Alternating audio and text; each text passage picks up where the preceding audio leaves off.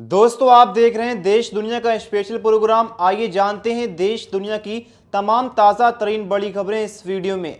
आइए जानते हैं आज देश दुनिया में क्या कुछ हुआ, उसकी कौन कौन सी बड़ी खबरें आई। आइए मैं आपको बताता हूं सारी खबरें इस वीडियो में। चलिए शुरुआत करते हैं खबरों की तरफ। पहली खबर आ रही अमेरिका और ईरान को लेकर।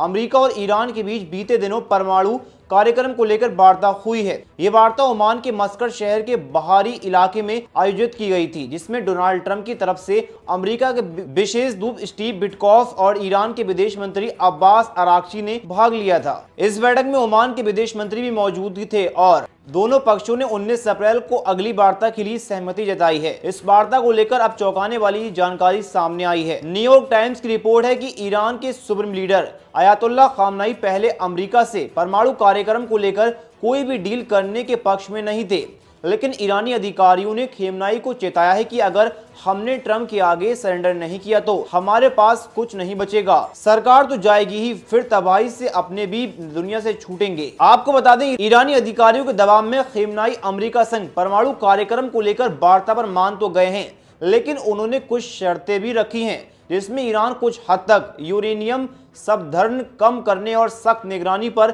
बातचीत को तैयार है। बात करते हैं वक्फ बिल पास होने के बाद मध्य प्रदेश में पहला बड़ा एक्शन शुरू हो गया है। 20 साल पुराने मदरसे पर चला बिल्डोजर। देश में वक्फ कानून के बाद अब मध्य प्रदेश में पहली बार किसी मदरसे पर बिल्डोजर एक्शन हुआ है। दरअसल बीते दिनों भाजपा प्रदेश अध्यक्ष ने शिकायत की थी कि ये अवैध मदरसा बनाकर अवैध तरीके से चलाया जा रहा है। इसी शिकायत के आधार पर प्रशासन ने मदरसे को नोटिस भेजा और रविवार सुबह इसे जमींदोज करने की कार्रवाई हो गई। बताया जा रहा है कि ये मदरसा बीते 20 सालों से चलाया जा रहा था। पहले भी कई बार लोगों की शिकायतें दर्ज हो चुकी हैं। हालांकि इस इमारत के मालिक मोहम्मद नसीम का कहना है कि अवैध हिस्से को वे खुद ही हटा रहे थे। फिलहाल इस बिल्डोजर एक्शन से हड़कंप मचा हुआ है। जो वक्फ कानून लाया गया है वो मोदी सरकार मदरसों और मस्जिदों को टारगेट कर रही है, ये मुस्लिम समुदाय के लोग कह रहे हैं।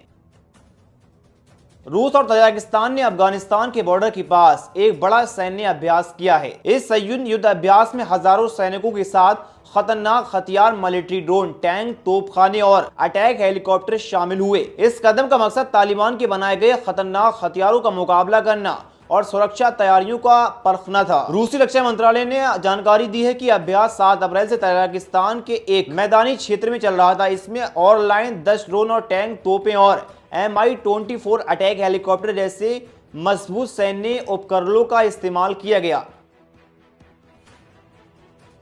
वक्फ बिल को लेकर all India personal law board ने AIMIM 19 अप्रैल को हैदराबाद में वक्फ संशोधन अधिनियम के खिलाफ जनसभा आयोजन करेगा। ये जानकारी ऑल इंडिया मजलिस इत्तेहादुल मुस्लिमीन AIMIM के अध्यक्ष असदुद्दीन ओवैसी ने दी है। देश में गर्मी अपना सदम ढहाने के लिए पूरी तरह तैयार हो गई है। आने वाले वक्त में तापमान 40 डिग्री के पार पहुंचने वाला है। मई जून के महीने में तो पारा नए रिकॉर्ड दर्ज कर सकता है, यानी रिपोर्ट के मुताबिक 42 से 43 डिग्री तापमान जा सकता है।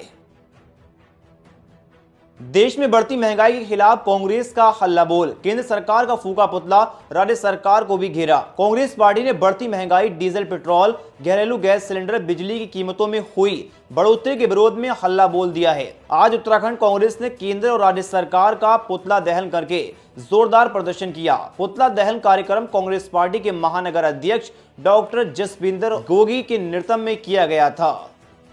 कांग्रेस लगातार हार के बाद बड़े बदलावों की ओर बढ़ रही है। कांग्रेस, क्या राहुल गांधी, मल्लिकार्जुन खड़गे का फ्यूचर प्लान तैयार हो रहा है? लगातार 3 लोकसभा चुनाव में शिकस्त खाने वाली कांग्रेस अब बड़े बदलावों की ओर कदम बढ़ा रही है। कांग्रेस सबसे महत्वपूर्ण काम ये करने जा रही है कि ये पहले जिला कांग्रेस कमेटी यानी DCC के कामकाज के तरीकों को बदलने जा रही है। हाल ही में जब अहमदाबाद में अखिल भारतीय कांग्रेस कमेटी AICC का अधिवेशन हुआ तो इसमें पार्टी ने गुजरात में DCC के कामकाज की निगरानी के लिए कई बड़े नेताओं को जिम्मेदारी सौंपी है। ये जानना जरूरी होगा कि DCC आखिर अहम क्यों है। कांग्रेस में DCC बूथ, ब्लॉक, मंडल इकाइयों में कामकाज पर नजर रखती है। संगठन की मजबूती के लिए इन इकाइयों का जमीन स्तर पर एक्टिव होना बेहद जरूरी है।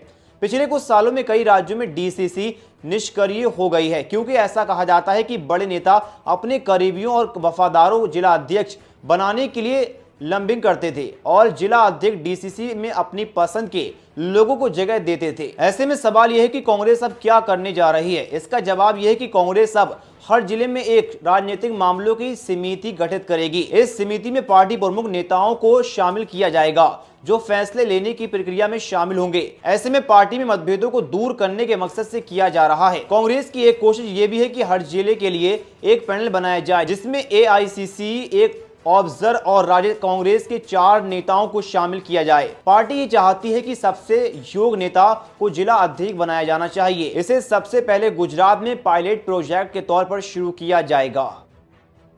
मिस्र इंडोनेशिया ने मिलाया हाथ, गाजा सीज फायर पर दिया जोर। मिस्र के राष्ट्रपति अब्देल फतेह अल सीसी ने काहिरा में इंडोनेशिया के राष्ट्रपति से मुलाकात की। मिस्र के राष्ट्रपति कार्यालय ने एक बयान में बताया कि उन्होंने गाजा पट्टी में विकास और दोनों देशों के बीच रणनीतिक साझेदारी बढ़ाने पर चर्चा की है। न्यूज एजेंसी सिन्हुआ की रिपोर्ट के मुताबिक इंडोनेशिया राष्ट्रपति को गाजा में सीजफायर के लिए मिस्र की साथ देना और वहां के लोगों को मानवीय सहायता देने के प्रयासों के बारे में बात की है। मिस्र के राष्ट्रपति कार्यालय के मुताबिक दोनों नेताओं ने गाजा में लोगों को विस्थापित किए बिना निर्माण शुरू करने और अंतर्राष्ट्रीय नियमों के आधार पर स्थायी समाधान निकाले जाने की जरूरत पर जोर दिया है। यानी मिस्र और इंडोनेशिया अब गाजा के लोगों की मदद करने आगे आ गया है।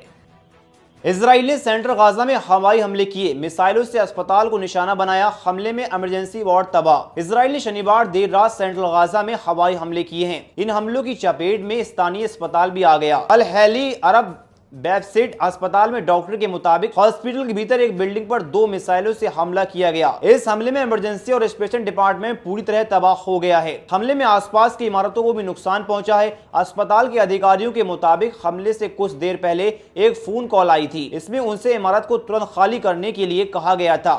इसके तुरंत बाद वहां पर हमला हो गया। डोनाल्ड ट्रंप ने लगाया आईसीसी पर बैन, अधिकारी नहीं कर सकेंगे अमेरिका में एंट्री। अमेरिकी राष्ट्रपति डोनाल्ड ट्रंप ने एक कार्यकारी आदेश पर हस्ताक्षर किए हैं जो अंतर्राष्ट्रीय आपराधिक न्यायालय आईसीसी पर प्रतिबंध लगाया है। व्हाइट हाउस के एक अधिकारी के अनुसार ये प्रतिबंध आईसीसी द्वारा अमेरिका नागरिकों और उसके सहयोगियों की जांच के जवाब में लगाए गए हैं। इन प्रतिबंधों के तहत आईसीसी के अधिकारी के अमेरिका में प्रवेश पर प्रतिबंध लगाया गया है। ट्रंप के कार्यकारी आदेश में न्यायालय की कार्रवाई की निंदा करते हुए कहा गया है कि वे एक खतरनाक मिसाइल बनाते हैं। बक्स संशोधन विधेयक में 44 खामियां, सरकार कर रही है बक्स संपत्तियों पर कब्जे की कोशिश। अमीर शरीयत मौलाना फैसल रहमानी का आया बड़ा बयान। राजधानी पटना में फूलपुर शरीफ स्थित इमारत शरिया में अमीर शरीयत मौलाना अहमद वली फैसल रहमानी ने संवाददाता सम्मेलन कर बक्स संशोधन बिल पर गहरी चिंता जताई है। इमारत शरिया के अमीर शरीयत बिहार, उड़ीसा और झारखंड के हजरत मौलाना अहमद वली फैसल रहमानी ने बक्स संशोधन बिल को लेकर केंद्र सरकार पर गंभीर आरोप लगाया है। उन्होंने कहा है कि ये विधेयक जल्दबाजी और गलत मंशा के साथ लाया गया है। इसमें कुल 44 बड़ी खामियां हैं। मौलाना रहमानी ने आरोप लगाया है कि ये विधेयक भू माफियाओं के हित में तैयार किया गया है और इसके जरिए बक्स संपत्तियों पर सरकारी कब्जा करने की चाल रची जा रही है। उन्होंने कहा कि ये विधेयक बक्स की सुरक्षा को कमजोर करता है और इससे हमारी धार्मिक और सामाजिक पहचान पर खतरा मंडरा रहा है। उन्होंने अपील की है कि बिहार के मुख्यमंत्री नीतीश कुमार, चिराग पासवान और चंद्रबाबू नायडू जैसे नेता इस विधेयक का विरोध करें और वो उम्मीद करते हैं कि संसद में इसे पास न होने दिया जाए। बिहार के पटना में कन्हैया कुमार समेत 41 कांग्रेस कार्यकर्ताओं पर केस दर्ज। नौकरी दो पलायन रोको पदयात्रा पर पुलिस का एक्शन। पटना में कांग्रेस की नौकरी दो पलायन रोको पदयात्रा के समापन पर बवाल खड़ा हो गया। बिना अनुमति प्रदर्शन करने पर कन्हैया कुमार समेत 41 कार्यकर्ताओं पर केस दर्ज किया गया है। पुलिस का कहना है कि ये सड़क जाम और धक्का मुक्की के चलते ये कार्रवाई की गई है। तो दोस्तों, आपको ये हमारा देश दुनिया का बुलेटिन कैसा लगा, अपनी राय कमेंट में जरूर बताएं। रोजाना ऐसा ही बुलेटिन देखने के लिए हमारे चैनल द वायरल टीवी को सब्सक्राइब करें, इस वीडियो को लाइक करें और रोजाना 5 बजे आपको ये बुलेटिन देखने को मिलेगा। जब तक के लिए जय हिंद।